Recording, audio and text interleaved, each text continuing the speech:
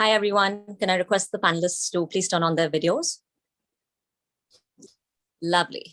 All right. Welcome to the SCCS 2021 Careers in Conservation. For a long while, people have assumed that careers in conservation are restricted to, say, the IFS, research, and maybe veterinary science. But in actuality, there's the sea of opportunities and possibilities for those looking to work in conservation. Today, we have 5 very accomplished panelists and just 1 hour to hear from them. So before we start, a gentle request to the panelists to please keep yourselves on mute unless you are speaking or answering a question directed at you. And to our wonderful audience, please jot down your questions. We will be taking questions towards the end of the event. Let's begin with brief introductions. Let's go with Abhijit, then Anish, then Pooja, Pramod, and Shivani. So Abhijit, over to you. Thank you, Cara. Yeah. Hi, good morning, everyone. And, pleasure to be here again at the SCCS, wonderful event. I think, there's a lot of people kind of looking forward to this every single year. And I think, thanks to the SCCS team kind of inviting us to share experiences. So quickly, I'm Abhijit Paul Zacharia. I work with Wipro Foundation. As a program manager, I kind of lead their vertical on sustainability and education. And I've been here for 8 years now. My kind of career trajectory has been a little wild. It started off with running my own camp right out of college. That was after studying history. In my early 20s, I was running these experiential wilderness programs out of Corbett National Park and in the Himalayas for children and general citizens, right? Organizing volunteering solutions for tiger censuses and other things. So started as an entrepreneur, then moved on to kind of study wildlife management in Africa. So I was in Tanzania, did my master's in wildlife management there. My focus was on illegal wildlife trade. So I did a lot of research in the Serengeti corridor. That was my thesis too, and my work while in Africa. As a natural extension, when I came back to India, I again worked in the conservation sector for 2 to 3 years with an organization called WPSI, again focusing on illegal wildlife trade. So we did some fantastic work on kind of mapping and tracking the entire illegal wildlife trade network in the Indian subcontinent.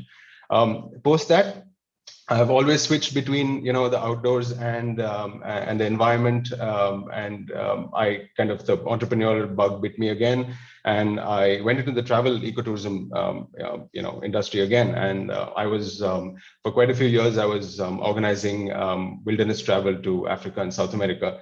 So I did that for quite a few years.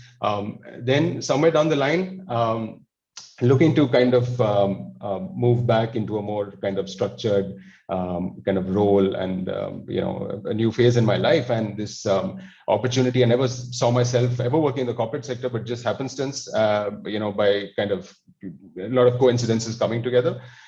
This wonderful opportunity at Wipro turned up, and here I am. I've been here for 8 years now. Got an opportunity to do a lot of fantastic work at the intersection of ecology and education with schools, with colleges, in higher education, with local communities.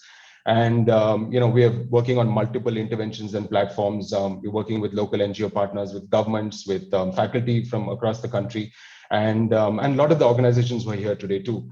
So, look forward to this session. And I think hopefully with this wonderful set of panelists, I think hopefully the audience will have something new to learn today. Thanks. Thanks, Abhijit. Over to you, Anish. Hi, everybody. Very happy to be here. I have basically my PhD is in fluid mechanics. I worked out of university in Bombay. It's called the Institute of Chemical Technology. And then I was always bitten by the bug of wildlife and natural history. So since very early, I've been involved in, I walked into the forest when I was in school, and I continue to do so. And I do that even today. So at heart, I'm a naturalist. I started rescuing wildlife when I was in 8th standard. Since then, I must have rescued hundreds of animals. In Bombay, around Bombay, when I was in Bangalore doing my master's from NCBS, I continued my rescue work there. So I was always involved in nature. However, because the position now again, I had applied for masters in WII, but they said that back then, so many years ago, and they said you are not eligible to sit for the entrance because you don't have a biology or life science degree. And that's why this talk is very important to me, because not many people are as perseverant as I am, or sometimes the financial conditions in the house doesn't allow people to pursue their careers in the field that they love because of some silly rule that stops somebody from entering a field which doesn't require a biologist. And in the last 30 years that I've been in India working in some type of conservation, I know there are so many non-biologists who are doing some excellent work there. So in 2000, after finishing my PhD, I joined Sanctuary Asia. I headed the magazine. We started what is called the Kids for Tigers, which was a conservation education program that went to over 750 schools, touched about 250,000 children every year. We also started several programs with the industry. We used to talk about climate change to some of these corporates. The Sanctuary Wildlife Service Award that everybody knows was also started during that period. In 2009, I wanted to get into some hands-on conservation, and that's when I joined the Wildlife Conservation Trust. I was the first employee. Now we are 95 people. It's 12 years.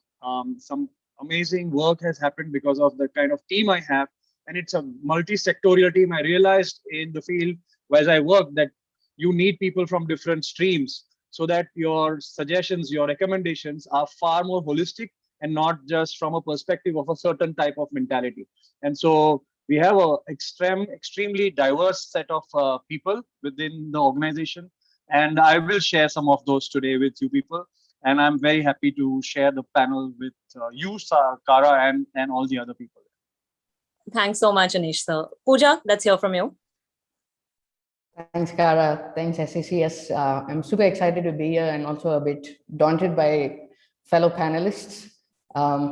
Sometimes I have to question myself about what I'm doing amidst all of these accomplished conservationists in our country. But anyway, to quickly introduce myself, hi everybody, I'm Pooja, a multimedia artist. I'm based out of Hyderabad in South India. My work focuses on environmental communications, primarily in the field of wildlife and conservation. Unlike most others, my work and journey in the natural world has been absolutely unplanned. It's not something that I saw as a child.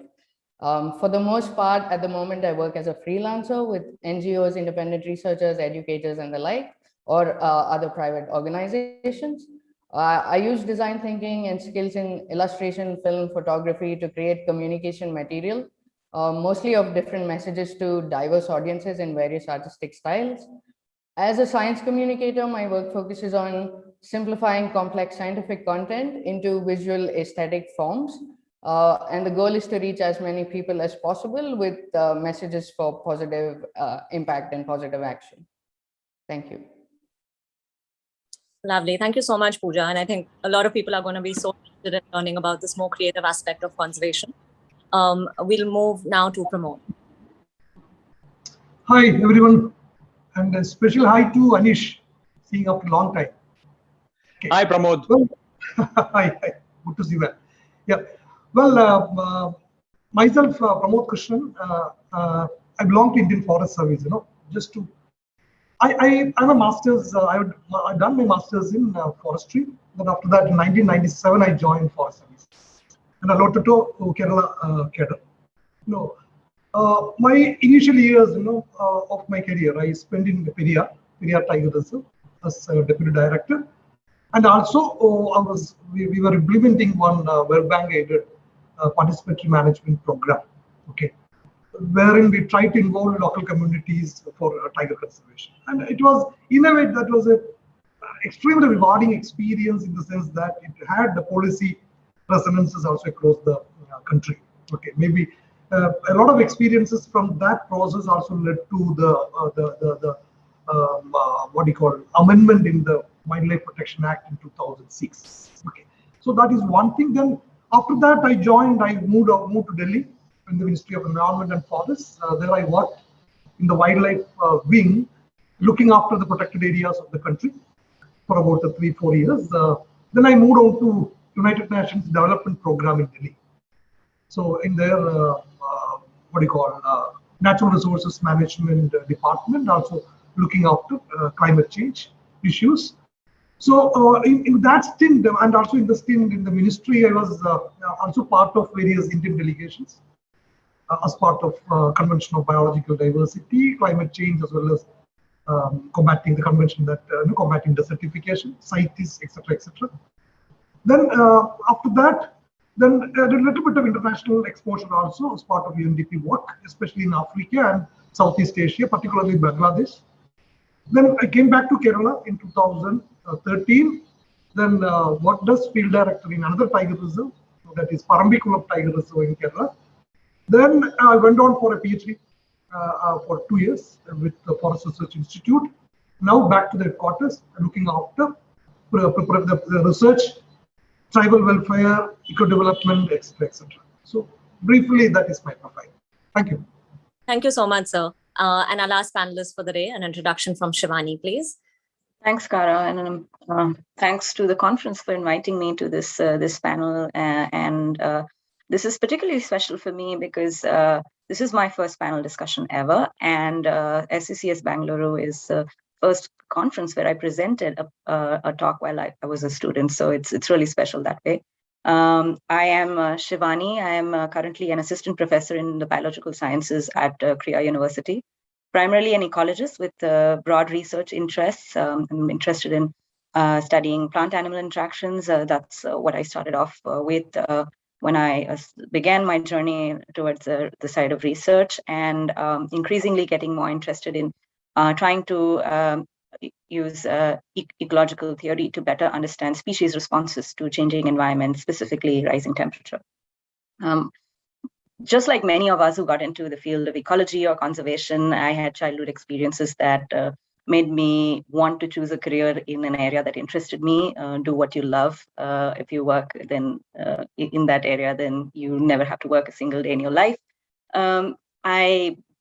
Since 11th and 12th, I started figuring out what I'd need to do to be able to get into a wildlife program. At that point, I only had knowledge of the WII program. And so I got into a BSc in zoology at the Maharaja Sayajirao University in Baroda. And because I then later learned about the wildlife program at NCBS and by WCS India program and NCBS.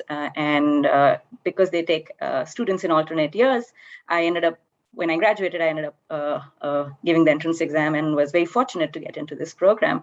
And that's what really shaped me to be a well-rounded, I'd like to think, ecologist and conservation biologist. And that's where I got my first research opportunity under the guidance of Dr. Kavita Iswaran. And it's still I feel the best and most fun research project that I've done so far, looking at blackbuck and how they disperse seeds of an invasive woody plant into a grassland habitat that shouldn't have woody plants, and the blackbuck depend on the grassland habitats. That really got me super interested in plant-animal interactions, and I decided I wanted to do a PhD because I wanted to remain, to continue to be able to do research. I went on to the University of Nebraska-Lincoln, where I did a PhD in the biological sciences with specialization in ecology, evolution, and behavior. And that's why I moved slightly more towards getting more stronger theoretical ecology-based foundations, and did my fieldwork and research over there on the classic yucca moth plant pollination system. After that, I came back to India and began looking for positions, and I was made aware of the opportunity to apply for a PhD position, an assistant professor position at KREA University. It's a newly established university. Its first cohort of undergraduate students are going to graduate at the end of this academic year. And it seemed not something that I was actually thinking about at that point. I was thinking more of a purely research-based position, but the opportunity to design curriculum from scratch and inform how one should teach the undergraduate was too good to miss, since we always keep complaining about how the current education system is in India. And so I took that opportunity, and this is a position that allows me to do research and teach. And of course, I'm involved in institutional service. So really looking forward to this panel, and thank you, Cara. Thanks so much, Shivani. Okay, so we have an enormous amount of experience and impact on this panel, with each one of you doing so much work in your particular field. I'm going to jump into it with a very sticky and somewhat uncomfortable question that most people who are looking to enter into conservation are grappling with. And that is, well, is conservation a financially viable career option if you don't already come from some privilege?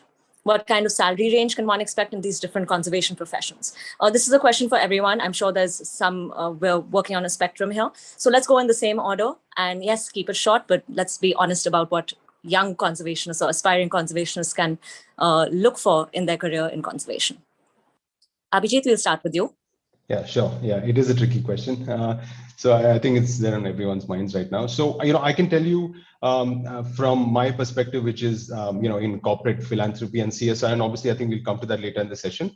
But, when you say financially viable, I mean, so it depends on kind of what kind of numbers or what you're kind of used to, and what your value system tells you is a good compensation in this sector. But what I can tell you is that it is definitely obviously it is more than what you would get in working with a core wildlife or conservation organization. I mean, that's it's a fact, right?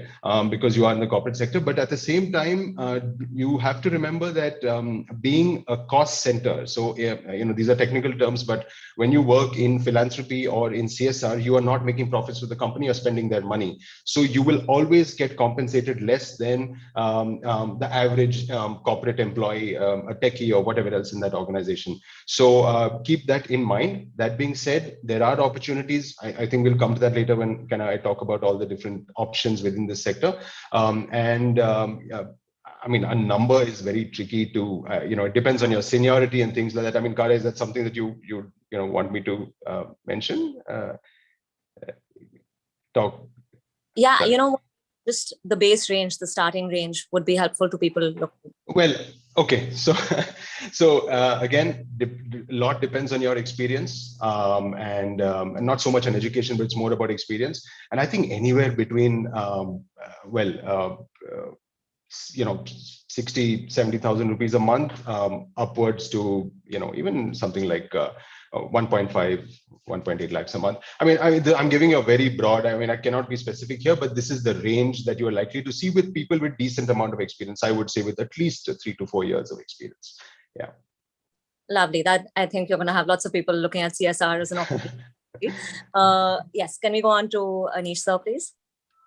Yes, Cara. So first of all, salaries, people, when they want to get into a profession, they think of salaries as the starting point. But I would say it's not them, it's largely their families who think of salaries. I think people who are passionate, and I think conservation as a field largely is a passion-driven field, which means unless you have passion to work, because it's not the priority of the government. We know it's not easy because it's a extremely complex, multi-sectorial sector, and therefore, you need to have a certain amount of passion and grit to be able to work for conservation long term.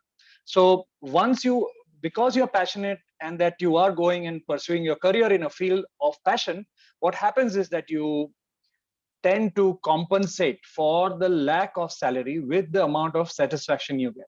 So salaries are important, but if you are, when you look at person working in conservation and passionate, 10 years down the line, then I think salary plus satisfaction together will be higher than satisfaction plus salary in a job which is just a 9-to-5 job. So that's the first thing that I want to say. Secondly, I think when I joined the field of wildlife, that is after my PhD from Institute of Chemical Technology, my first salary was less than the stipend I was getting as a PhD student.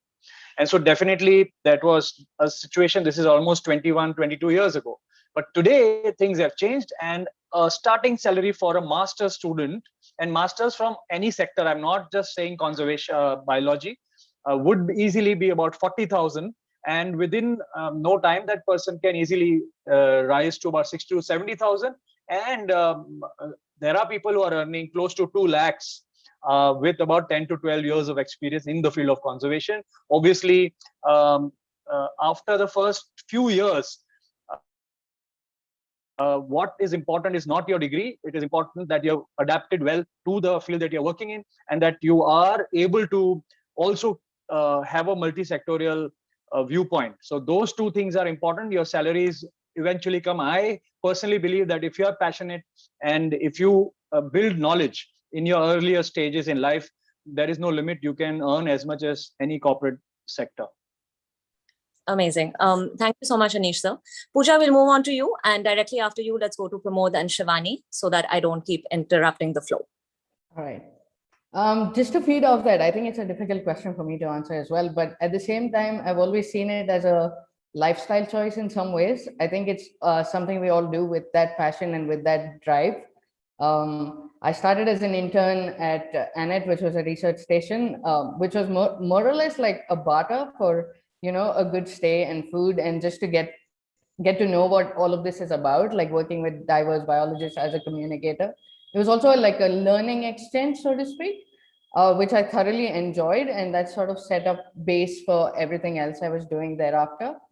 I think in terms of full-time as a communication manager, or even as a graphic designer, to be more specific, less as a filmmaker I'm talking about, it's been anything between like 30 to 50,000 from what I've seen in terms of AdWords, or from what I've done myself.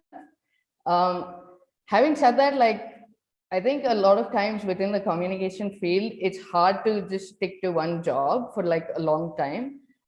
There's this inevitable feeling that you want to explore your own art practice. You want to venture out into other spaces and sort of explore that, whether it's tools or whether it's skills or whether it's different mediums of art. And that sort of makes it a bit of a wave for me. Like, I've had lots of like downtime and lots of time, like high time, and somewhere it all averages out is what I feel as a freelancer. Having said that, it's without doing the jobs, without doing the internships, I think it's very difficult to build enough clientele to give you an continuous on-flow of work as a freelancer. Even today, I still have periods where like I probably am not employed or like don't have a client project in hand, but at least like I've reached a point where I can also make my own projects and apply for grants within the communication field specifically. So yeah, as a freelancer, again, like it's totally up to what you need and what you require. Is it sustainable? I think there are many more opportunities today, like Anish said as well. And it is sustainable if you'd like it to be, but you might have to make a few compromises in terms of what you might choose to buy today or tomorrow, but it's totally worth it. And it does pay off in terms of job satisfaction. And I 100% agree with that. So it's worth the grind. And for me personally, I did have the luxury of time, and I did have family support to get me through those lull periods, which is definitely a privilege in some ways. But not to discourage that it's not otherwise possible. I honestly feel it is absolutely possible at the cost of a few luxury items. That's the least you can do, really, to give yourself what you want to do for the rest of your life. That's, in my opinion, almost nothing. Yeah. All right, let's move on to Pramod, please. Yeah, I will answer that question pretty straight, in the sense that, see, salary will become important if you don't have a very robust family support system. Okay, so that's very important.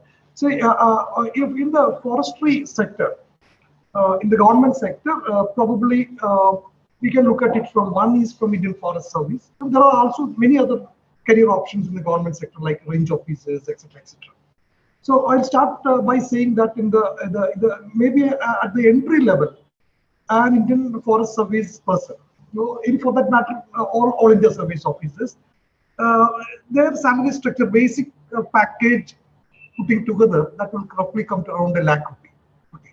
This is apart from maybe the other small perks like house and then your commutation, conveyance, and all these things. Okay, those are separate. And maybe at the middle level, maybe after 10 years of 12 years of experiences. See, every year then you have a career under salary hike. As of now, maybe a mid-career person can earn around a little over maybe 2 lakh rupee. I'm talking about the salary package, apart from other perks, okay? And maybe a senior person, it can go right up to maybe 3.5 to 4 lakh rupee. That is the salary structure. And maybe 60% of that would be roughly for the other cadre, like the range officers, etc., etc. So at the entry level, they may start getting around 50 to 60,000 rupees. Then they keep on rising that. So that's the structure with regard to Indian Foreign Service and the government sector. Now, coming to, it's also worth knowing a little bit from the UN side also. In the UN system, you have 2-3 types of what do you call it? Employment opportunities. One is called permanent employment. The second is contractual. They call service contracts. Then there are consultancies also. Okay. So I have worked in all the 3 capacities. Okay. So see, if you are going, see, this permanent position is a kind of it's an international civil service. Okay. One advantage is that there your package is what you call tax-free. Tax-free is again a notion. At least your tax is not deducted in India, though it is deducted in United States, where your headquarters is located. Okay, anyway, but their salary structure is pretty good in the sense that you can expect maybe, again, it depends on which level you enter into. Okay, so there are 7 or 8 levels. So it can see at the lowest level, it can range from maybe about 1 lakh rupee or 1.5 or 1.5 lakh roughly, if I remember correctly. But it can go very high, maybe 5 lakh or 6 lakh also, if you enter into that level. Okay, the seniority experience matters actually. If you have to get into that senior level positioning, that's number 1. Number 2, service contracts also same, almost on the same level only. But only thing is that there the salary is taxable. Okay. Then the third part is your the consultancies. Okay, that's also extremely important and extremely what you call from a salary or for a remuneration perspective, an extremely what you call attractive job, in the sense that you don't have any administrative hassles. You do a particular job for say 30 days or 40 days and get the money and go. But for that you require a particular highly advanced skill sets. Okay, and there also you have national consultancies as well as international consultancies. Like I was doing a couple of international consultancies. That time the international rates are pretty high. It used to be somewhere between $500 to $1,000 per day.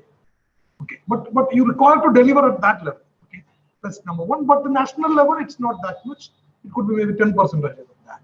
Okay, so I think I answered answered the question actually. Yeah, super. Okay, so, and Shivani, the last one to answer the sticky question. Thanks, Cara. It is a sticky question. I think in terms of salary ranges, what Anish mentioned would be similar for entry-level academic positions. Also, those places that are government funded or supported will tend to have a specific pay scale for different levels. And so going, for example, looking at DST or SUB notifications or institute websites can give you a good sense of what you can expect. I think, so I don't have more to add on that part. And I think Anish nicely outlined the point about passion and people coming in. But I do want to say that privilege does play a role.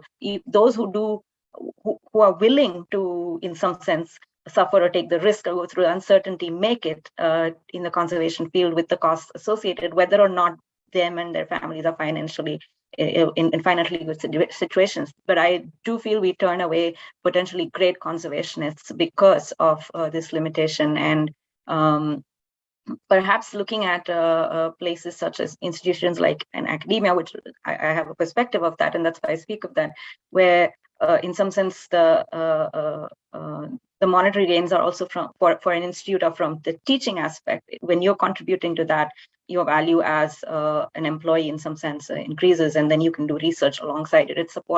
It gives some of that stability to support the research that you so passionately want to do. It provides some financial stability. So that could be an opportunity for some who may have concerns about financial viability. That's all I have to add. Thanks. I'm really happy to hear from all of you, and I'm really happy that we're talking about money, because it is a reiteration to all of us who are actively working in conservation today that being inclusive, building collaboration, being compassionate is something we need to build into our community to be able to enable every single person who wants to be in conservation to be in conservation. Okay, we're already almost halfway through our session, but I have a host of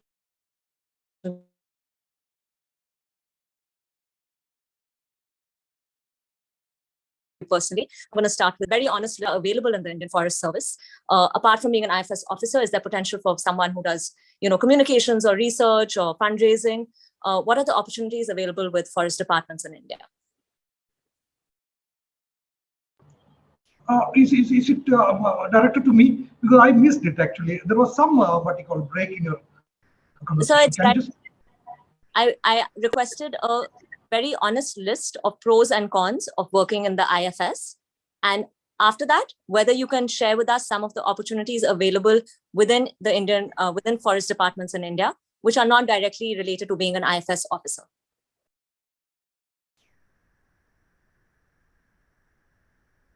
I would any day vouch for it. Okay, one is from a multiple what you call perspectives you can approach it. One is a government job. Okay, you are very close to, so there is security of your job. Number one, I mean these days, especially after the last pay commission, every 10 years, the government sets up a pay commission. So your pay is automatically revised. It normally goes by something like your present pay multiplied by 2.3 times, it increases. So what I'm trying to say, one is the stability and reasonable pay. Third is you're working very close to nature. As Anish was saying, that is passion. So if you have a passion, then no, there's nothing like for a service, in the sense that you're also, as you go up, you have the opportunities of working on the grassroots, number one. But then as you go up, and also if you want, you can also engage at the policy level. Okay, so in a way, you are actually deciding the future of natural resources, maybe in a kind of welfare of humanity.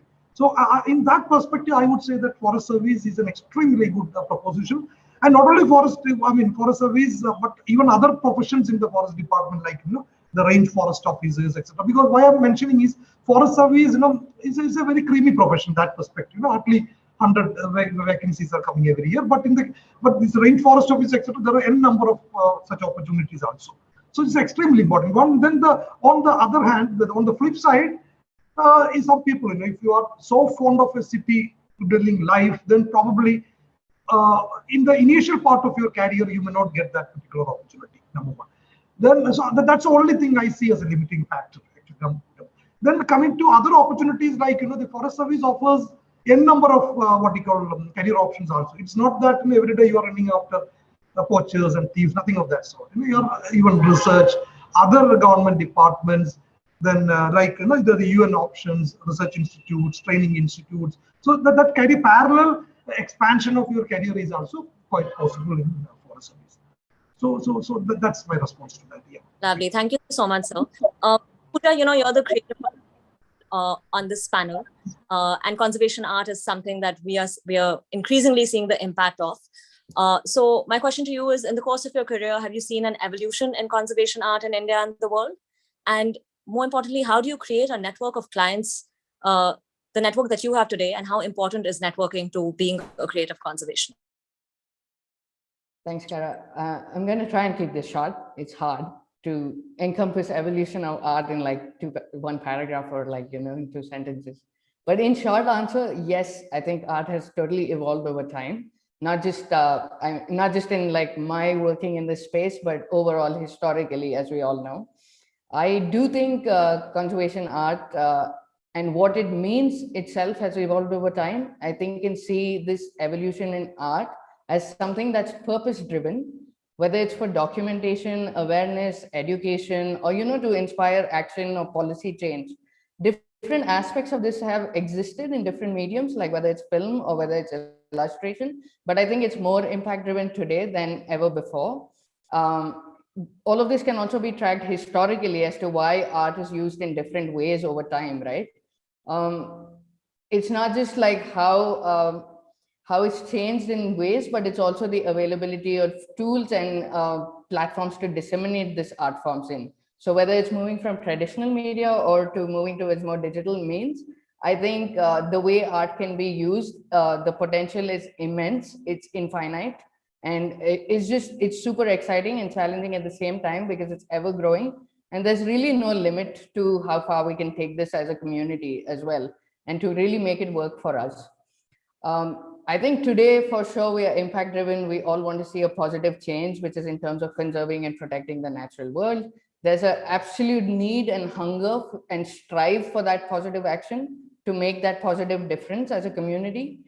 So in many ways, it's really less about documenting these natural spaces, like whether it's through nature journaling, etc. I think there's purpose for that too, but it's a bit lesser about that and more about like, how do we communicate in a way, how do we construct our messages in a way that is understood by large audiences? And how do we drive that goal of protecting these natural spaces home, right? So I think communication is evolving in the sense of like, how effective can we be in our messaging to achieve our goals together, right? So that's essentially what we are working for, to move from that space of appreciation and curiosity and pretty images, aesthetic, mind-blowing stuff that we see on BBC, or, you know, just like natural history art even, but to move towards like call to actions to inspire people to actually get up and get out there and do something about it. I think that's what we are all like trying to get at. In terms of network of clients, to answer your second question, for me, it's grown quite organically. I think it's both. I think I've been really fortunate and lucky, because the first job I did was as an intern at ANET, which is a research station in the Andamans. And there, ANET had collaborations with multiple organizations. So in some ways, I had it easy because I was already introduced to about 7, 8 organizations and many independent researchers. So in that sense, once I moved out of ANET, I still stayed connected to most of these organizations and friends and colleagues, right? So I started getting freelance opportunities through those connections from that first internship / job period. To be honest, like I've dreaded networking personally. Like it's not something that comes naturally to me to go and introduce myself. I do it very awkwardly. I get shy. I make a whole mess out of it, but it's something I've had to learn, and I now have to do it. I'm trying to make it a part of who I am almost, because it's so essential. If we don't approach organizations or clients ourselves as a freelancer, then it's just me who's going to lose, right? So I've learned through this journey to pitch, to collaborate, and just be out there and at least put my work out there. The one thing I've really realized over the last 2 to 3 years is it's not necessary that clients or organizations will always reach out to the artist. Sometimes it may just so happen that they don't see you fitting in their purpose or framework, and it's not any organization's or any company's job to continuously look for artists. They're going to have their own in-house team, so on and so forth, right? But it's up to us as freelancers to really look into all the work that different organizations are engaging with, come up with ideas ourselves, and then not hesitate to approach and pitch it. It's not that they're not open to us. They are very much open to us. I think it's just that we have to take that step, because we have the time to look and study different aspects of work that various individuals and organizations are doing. So if you have an idea, I'd say don't hesitate to go approach and say, hey, this is my idea. It really fits your project. Do you think there's space for a communicator to join in on the budget that you have? Is it something that I can be paid for, and so on and so forth? Because to be honest, like art styles are so varying. There's so many artists out there today, and we all have our own styles and approach to how we make that final piece, whether it's conceptually different or whether it's stylistically different. There's opportunity and space for a great variety. That's why I'm so passionate about how the messaging is done. I think messaging also drives stylistic choices and so on. Like if somebody illustrates for kids, then that's your target audience, then you want to do that. So I say, like, while your clients or potential clients may not already know you, it's definitely worth approaching them with your ideas, because it's not necessary that everybody is thinking the same way. So the more art science collaborations there are, there's more possibilities of new things arising. And I think that's the space we are in. We are all exploring, and there's been an outburst of art for several campaigns over the last 2 years. And we've seen it transform in many ways, and so many kinds of artists are participating, whether it's like podcasts or theater or, illustrators, it's all forms of it. And everybody's coming with their own perspective, and that's what makes it fun. And that's what makes this network of clients grow organically. And ultimately, I think somewhere it's also the same circle that repeats itself with jobs and so on, right? Like, yeah, we kind of tend to tap into the same circles, and that's fine. There's always purpose for everybody, and there's a chance for everybody to get projects, is what I feel. Yeah. Thanks so much, Pooja. Like I said, this is such an exciting field that you are in, particularly because it is what kind of tugs at our heartstrings and is so evocative and communicates all the science and the ground realities that so many of us grapple with. Anish sir, I'm going to come to you, and I have an interesting question for you. You head WCT, and WCT is known for its many, many visionary programs, and certainly some of the most interesting job titles in conservation. These are not job titles you hear in most other NGOs or wildlife organizations. So can you tell us a little about these and why they're valuable to conservation? For example, I know you have a conservation psychologist on board, you have conservation dog handlers, wildlife law enforcement trainers, a little about the different career options at WCT and the job titles there. And yeah, let's go with that for now.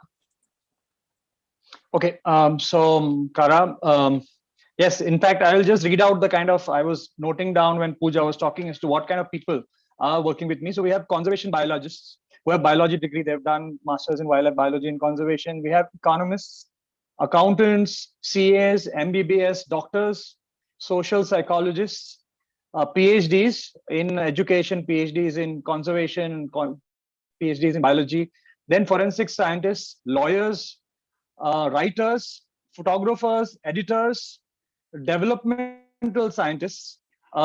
We have climate scientists. We also have people who are very good at data analysis, and there are many more actually. And within WCT, the kind of structure that we have created is that even if you join on an admin position, if you turn out to be passionate, because sometimes, or unfortunately, you are not exposed to the field that you really love for the initial phase of your life. And so if we find that there is somebody who joined us as an admin on admin responsibility, but if they have the passion, then we make sure that they go and get trained today because of online training programs and educational programs. It's possible to enroll for them, and we don't mind them building that capacity so that they can move from an admin role into a conservation direct analytical role also. And there are several such examples within the organization. As far as conservation goes, most importantly, and because it's a very, very in its nascent stage currently, so maybe 30 years old, not more than that. People thought that you have to be a biologist to do it. But definitely, if you are going to ask questions, if you're going to ask scientific questions on ecology, then you need somebody who understands biology. So there's no doubt about that. But that is the initial stages when you want to understand your, so if you decide to work in a landscape where your focus is a landscape level conservation, then you need understanding of ecology. If you are focused on a species, you obviously need to understand the biology, the ecology of the species. But once that information is available, and today that information can be gathered through peer-reviewed papers, you don't have to do everything yourself. So you need to rely on secondary data and primary data if you want to collect. But after that, I would say 80% of conservation, you will need people who are very good at dealing with people. Yeah. So some of the characters that you need in somebody who wants to do conservation, and this is outside of a degree that you take, because we've already kind of killed the myth that's there around conservation and the degrees that you need. What you need is the ability to work very closely with communities, because if say we work on large carnivores, I have never had a direct conversation with a tiger or a snow leopard or a leopard. I have never been able to communicate anything to them. They motivate me, but beyond that, I don't think I have any positive impact on a carnivore. But if I have to conserve a species, I have to work with communities. For that, we have to understand the dependence of the communities on nature. So you need a person who understands, behavior of people. So you need behavior psychologists to understand why they do. We have to also understand the impact of culture, because conservation cannot be looked at as a snapshot, which means if I go in and say, oh, this animal is getting extinct, let us go and get the people out of there. Let's focus only on this animal. That doesn't work. There is a reason why in the current scenario, we are in a situation that we are in. So what are those reasons? If you want to break them down and you want to work foundational things. So there are two ways of doing work in the field. One is symptomatic, and symptomatic always receives a lot of adulations, and you get funds also easily because you are doing a short-term, immediate return gratification kind of stuff. But there's nothing wrong in it, but that's one. But if you want to really solve the problem from the root, then you have to break down everything. And therefore, culture, behavior, you have to understand the law of the land, the interconnectedness between your species and other species. You need to also understand what drives extinction, what is the impact of economics, and even whether we like it or not, we spoke about salary to start with, which means economics is important. So ecological economics is extremely important. And so you need to be able to break down your ecosystem very, very finely into these various categories. Then in terms of individual character, what you need is the ability to work with communities. You need to understand a little bit of wildlife law. Obviously, the most important part of conservation is that you need to understand how to build teams, because loners can do amazing work, research, can work in a university as professors, and they will be able to do fantastic work through their students. But if you want to get out in the open with communities, you need to have the team, and that allows you to focus on what you want to focus. And there are about 360 things that you can do in conservation, and you start filling those gaps with different people, and that brings automatically different perspectives. So that if all conservationists in my organization were conservation biologists, then our perspective could be skewed. We would, even if we think that we are unbiased, bias is something that you sometimes don't even realize, and you are born with it. And so the more diverse sectorial people are with you, the better your conservation strategies and recommendations are. And the most important thing, I would say, is also fundraising, little bit of understanding of funding, also to understand what the donors are thinking, because you may justify why you're doing what you're doing, but finally remember, you're not putting your own money. Someone else is funding your projects, and therefore it is your responsibility to explain it and to break it down for the people who want to support your work. And I would say everybody working in conservation should take a course in ethics, because ethics is a very personal thing, yet it is important to understand that well-meaning people can also damage communities, ecology, more than you can imagine. Anish, I'm going to have to cut you off only because we're running so short on time. But thank you, and I think ethics is a really good note to end your chapter on. I'm going to head right over to Shivani, who is, as we know, in academia. And I imagine that there are so many challenges to this pursuit. And amongst them is the fact that there are so many more PhD students than there may be jobs available. So given the scenario, what is your advice to students who want to pursue academia? Well, first thing is, I think it's important to go and find out while you say you're doing a PhD. Well, if you've not started your PhD, figure out what's going to be involved in a PhD, what you're expecting from it, and what that's going to get you. Sometimes there's a mismatch between expectations and what you get. The other aspect is to figure out what is needed to get an academic position. And what PhDs, getting a PhD does is trains us really well in doing research. That's what PhDs are for. But an academic position always requires much more than that. It requires, in most cases, teaching. It requires project management, which often, for many, that kind of experience doesn't come with doing a PhD.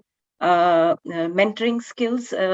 For some, this might come naturally, but for others, this is a skill that is, including me, where this needs to be built. And finding opportunities to pick up those skills during a PhD can be very helpful. See if there are opportunities to give a guest lecture somewhere, to be a part, if the university or institution allows, be a part of certain committees as a graduate representative. Also important to figure out what actually goes into an academic job application. It can give you a sense of what skills one may need to be competitive. Yes, there are at least there seem to be more PhDs than research-based academic positions. However, perhaps in the Indian context, there probably needs to be some reevaluation of how true and how scary this is, because increasingly there are more private universities coming up that have both research and teaching-based positions. One thing I'd like to add is private universities, and I think even other institutions in India and elsewhere, are recognizing the importance of practice along with research, and they're valuing that also in their evaluation. And so that, again, also adds more value to an academic position for somebody who wants to be in conservation and not just do teaching and research. I'd say specifically, we're living in an age where information is available online, and people are sharing their personal experiences, views, and getting that kind of advice is now becoming easier. Of course, networking is important, but as Pooja outlined, the struggles with networking are real, and we have to learn that for many of us.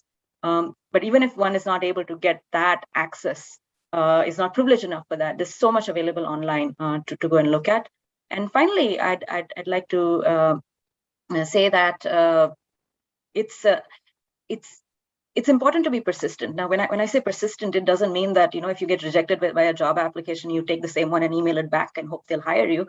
Persistent is to look at what you have and reevaluate and see how we can improve and not get affected by the negative response, which is a rejection, and keep trying, but not just repeating it, but finding how you can improve. And also looking for other opportunities. So these are broad advice.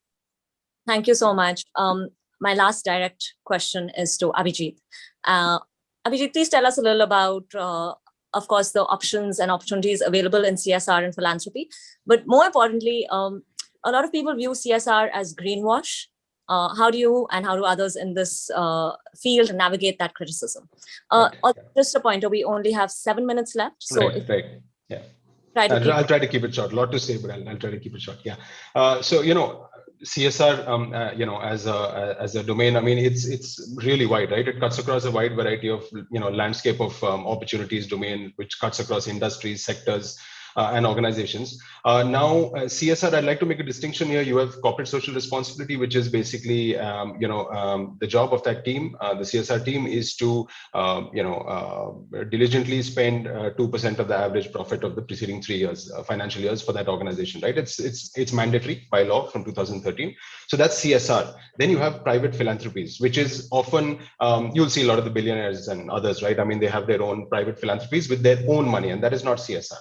And obviously, therefore, compliance and priorities and emphasis, all of that differs, but usually between private philanthropies and core CSR teams.